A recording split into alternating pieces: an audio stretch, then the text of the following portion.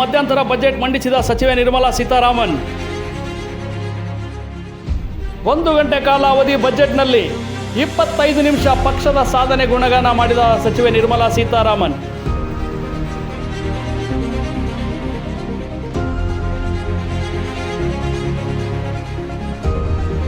ಬಜೆಟ್ನಲ್ಲಿ ತೆರಿಗೆ ಪದ್ಧತಿ ಯಥಾಸ್ಥಿತಿ. ಬಜೆಟ್ನಲ್ಲಿ ರೈಲ್ವೆ ಮತ್ತು ಪ್ರವಾಸೋದ್ಯಮ ಅಭಿವೃದ್ಧಿಗೆ ಕ್ರಮ. 7 ಲಕ್ಷ ಆದಾಯ ಇರುವವರಿಗೆ ಯಾವುದೇ ತೆರಿಗೆ ಇಲ್ಲ. 1 ಕೋಟಿ ಮನೆಗಳಿಗೆ 300 ಯೂನಿಟ್ ಸೌರ ವಿದ್ಯುತ್ ಫ್ರೀ.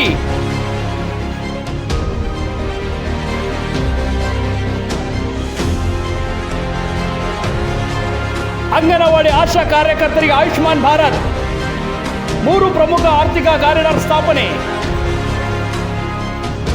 ಪ್ರವಾಸೋದ್ಯಮಕ್ಕೆ 75,000 ಕೋಟಿ ಮೀಸಲು. ಗರ್ಭಕೋಶ ಕ್ಯಾನ್ಸರ್ ತಡೆಗೆ ಕೇಂದ್ರದಿಂದ ಉಚಿತ ಲಸಿಕೆ.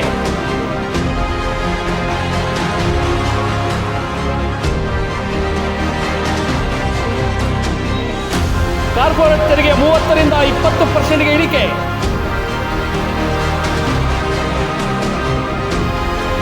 ಲಕ್ಷದ್ವೀಪ ಅಭಿವೃದ್ಧಿ ಜೊತೆಗೆ ದ್ವೀಪಗಳಲ್ಲಿ ಬಂದರ್ ಸಂಪರ್ಕ.